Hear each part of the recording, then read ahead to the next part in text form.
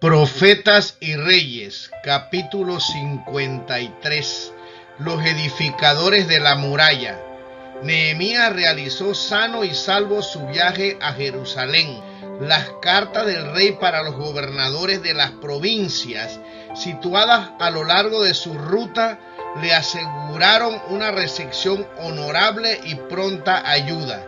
Ningún enemigo se atrevía a molestar al funcionario custodiado por el poder del rey de Persia y tratado con tanta consideración por los gobernadores provinciales.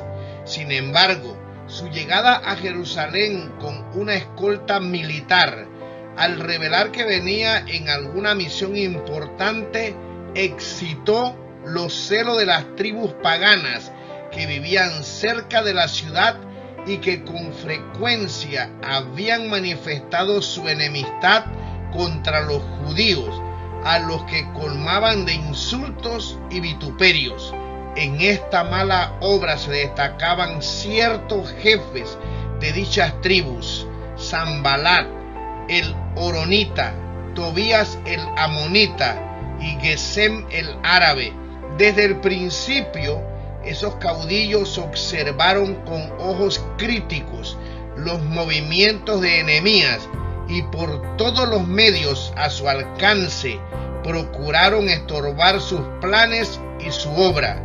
Nehemías continuó ejerciendo la misma cautela y prudencia que hasta entonces había distinguido su conducta, sabiendo que acerbos y resueltos enemigos estaban listos para oponérsele. Ocultó la índole de su misión hasta que un estudio de la situación le permitiese hacer sus planes. Esperaba asegurarse así la cooperación del pueblo y ponerlo a trabajar antes que se levantase la oposición de sus enemigos. Escogiendo a unos pocos hombres a quienes reconocía dignos de confianza, Nehemías le contó las circunstancias que le habían inducido a venir a Jerusalén, el fin que se proponía alcanzar y los planes que pensaba seguir. Obtuvo inmediatamente que se interesaran en su empresa y prometieron ayudarle.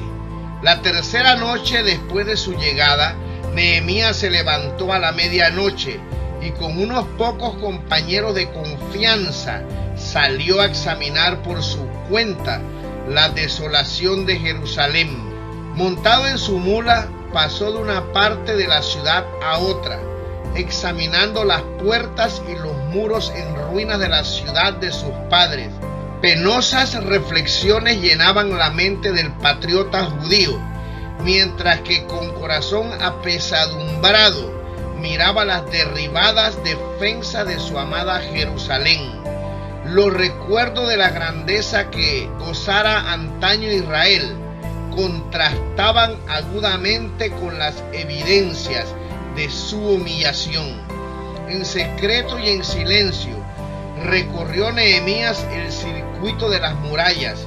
Declara: no sabían los magistrados dónde yo había ido, ni qué había hecho, ni hasta entonces lo había yo declarado a los judíos y sacerdotes, ni a los nobles y magistrados, ni a los demás que hacían la obra. Pasó el resto de la noche en oración, porque sabía que al llegar la mañana necesitaría hacer esfuerzos ardorosos para despertar y unir a sus compatriotas desalentados y divididos. Nehemías había traído un mandato real que requería a los habitantes que cooperasen con él en la reedificación de los muros de la ciudad, pero no confiaba en el ejercicio de la autoridad y procuró más bien ganar la confianza y simpatía del pueblo, porque sabía que la unión de los corazones, tanto como la de las manos, era esencial para la obra que le aguardaba. Por la mañana, cuando congregó al pueblo, le presentó argumentos calculados para despertar sus energías dormidas y unir sus fuerzas dispersas.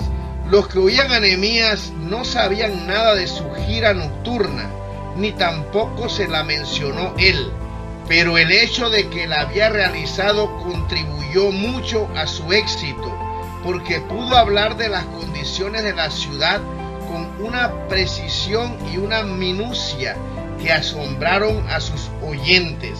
Las impresiones que había sentido mientras se percataba de la debilidad y degradación de Jerusalén daban fervor y poder a sus palabras. Recordó al pueblo el oprobio en que vivía entre los paganos y cómo se despreciaba su religión y se blasfemaba a Dios. Les dijo que en una tierra lejana había oído hablar de su aflicción, que había solicitado el favor del cielo para ellos y que mientras oraba había resuelto pedir al rey que le permitiera acudir en su auxilio. Había rogado a Dios que el rey no solo le otorgase ese permiso, sino que también le invistiese de autoridad y le diese la ayuda que necesitaba para la obra. Y la respuesta dada a su oración demostraba que el plan era del Señor. Relató todo esto y habiendo demostrado que estaba sostenido por la autoridad combinada del Dios de Israel y del rey de Persia, Nehemías preguntó directamente al pueblo si quería aprovechar esta oportunidad y levantarse para edificar la muralla.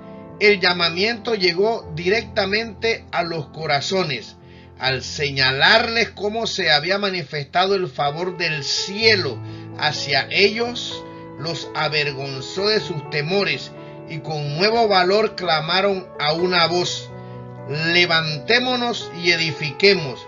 Así esforzaron sus manos para bien.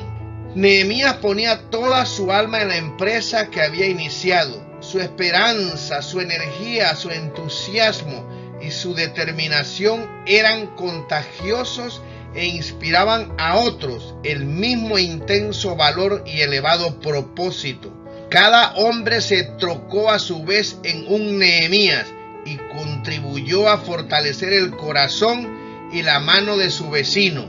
Cuando los enemigos de Israel supieron lo que los judíos esperaban hacer, los escarnecieron diciendo: ¿qué es esto que hacéis vosotros?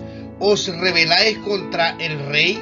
Pero Nehemías contestó: el Dios de los cielos, Él nos prosperará y nosotros sus siervos nos levantaremos y edificaremos, que vosotros no tenéis parte ni derecho ni memoria en Jerusalén. Los sacerdotes se contaron entre los primeros en contagiarse del espíritu de celo y fervor que manifestaba Nehemías. Debido a la influencia que por su cargo ejercían, estos hombres podían hacer mucho para estorbar la obra o para que progresase, y la cordial cooperación que le prestaron desde el mismo comienzo contribuyó no poco a su éxito. La mayoría de los príncipes y gobernadores de Israel cumplieron noblemente su deber, y el libro de Dios hace mención honorable de estos hombres fieles. Hubo, sin embargo, entre los grandes de los tecoitas algunos que no prestaron su servicio a la obra de su Señor. La memoria de estos siervos perezosos quedó señalada con oprobio y se transmitió como advertencia para todas las generaciones futuras. En todo movimiento religioso hay quienes, si bien no pueden negar que la causa es de Dios, se mantienen apartados y se niegan a hacer esfuerzo alguno para ayudar. Convendría a los tales recordar lo anotado en el cielo, en el libro donde no hay omisiones ni errores y por el cual seremos juzgados. Allí se registra toda oportunidad de servir a Dios que no se aprovechó, y allí también se recuerda para siempre todo acto de fe y amor. El ejemplo de aquellos tecoitas tuvo poco peso frente a la influencia inspiradora de Nehemías. El pueblo en general estaba animado de patriotismo y celo. Hombres de capacidad e influencia, Organizaron en compañías a las diversas categorías de ciudadanos y cada caudillo se hizo responsable de construir cierta parte de la muralla. Acerca de algunos se ha dejado escrito que edificaron cada uno enfrente de su casa. Tampoco disminuyó la energía de Nehemías una vez iniciado el trabajo. Con incansable vigilancia sobreveía la construcción, dirigía a los obreros, notaba los impedimentos y atendía a las emergencias. A lo largo de toda la extensión de aquellas 3 millas de muralla, se sentía constantemente su influencia. Con palabras oportunas alentaba a los temerosos, despertaba a los rezagados y aprobaba a los diligentes. Observaba siempre los movimientos de los enemigos, que de vez en cuando se reunían a la distancia y entraban en conversación como para maquinar perjuicios, y luego, acercándose a los obreros, intentaban distraer su atención. En sus muchas actividades, Nehemías no olvidaba la fuente de su fuerza. Elevaba constantemente su corazón a Dios, el gran sobreedor de todos. El Dios de los cielos exclamaba: Él nos prosperará. Y estas palabras, repetidas por los ecos del ambiente, hacían vibrar el corazón de todos los que trabajaban en la muralla. Pero la reedificación de la defensa de Jerusalén no progresó sin impedimentos. Satanás estaba obrando para incitar oposición y desaliento.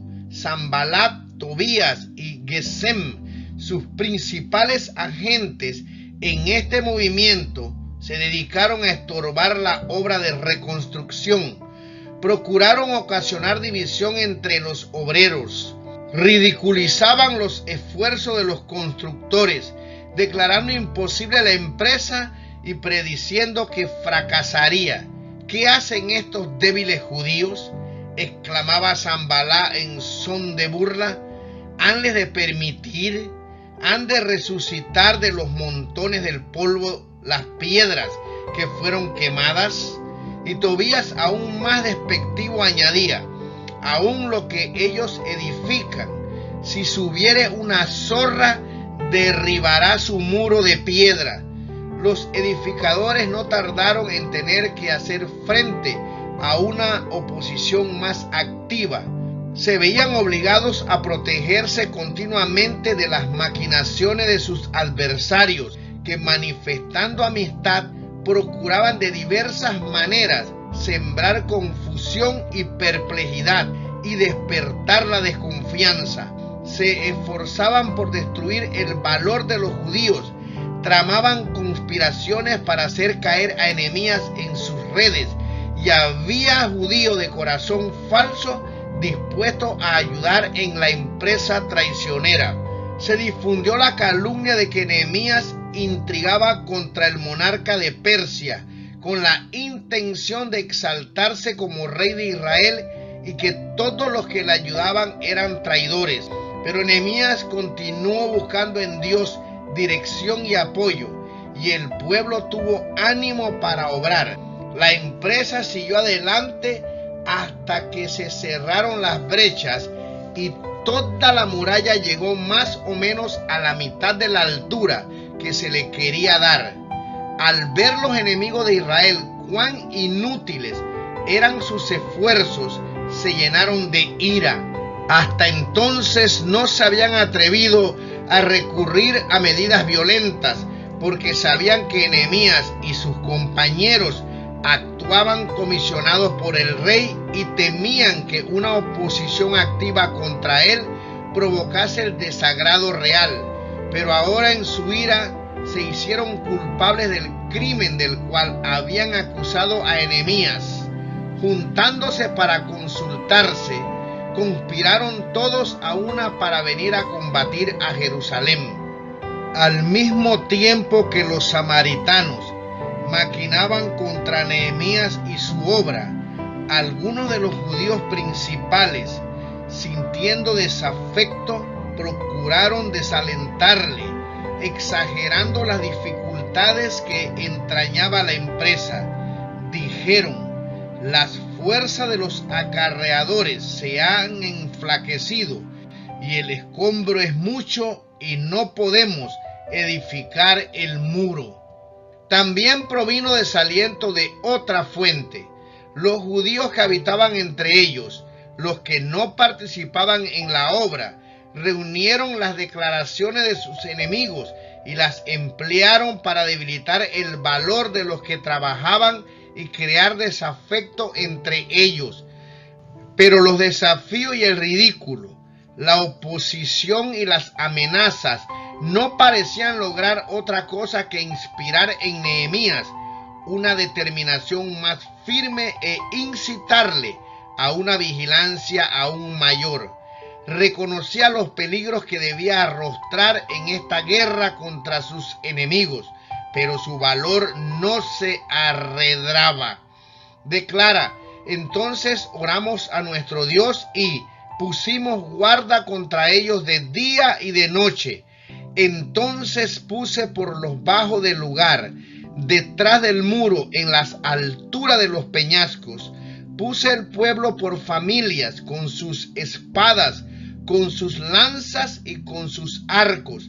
Después miré y levantéme y dije a los principales y a los magistrados y al resto del pueblo: no temáis delante de ellos, acordaos del Señor grande y terrible, y pelead por vuestros hermanos, por vuestros hijos y por vuestras hijas, por vuestras mujeres y por vuestras casas. Y sucedió que, como oyeron nuestros enemigos que lo habíamos atendido, Dios disipó el consejo de ellos y volvimos todos al muro, cada uno a su obra. Mas fue que desde aquel día la mitad de los mancebos trabajaban en la obra, y la otra mitad de ellos tenía lanza y escudos y arcos y corazas. Los que edificaban en el muro y los que llevaban cargas y los que cargaban, con la una mano trabajaban en la obra y la otra tenían la espada, porque los que edificaban, cada uno tenía su espada ceñida a sus lomos, y así edificaban. Al lado de Nehemías había un hombre con trompeta, y en diferentes partes de la muralla se hallaban sacerdotes con las trompetas sagradas. El pueblo estaba dispersado en sus labores, pero al acercarse el peligro a cualquier punto, los trabajadores oían la indicación de juntarse allí sin dilación. Nosotros pues trabajamos en la obra, dice Nehemías, y la mitad de ellos tenía lanzas desde la subida del alba hasta salir las estrellas.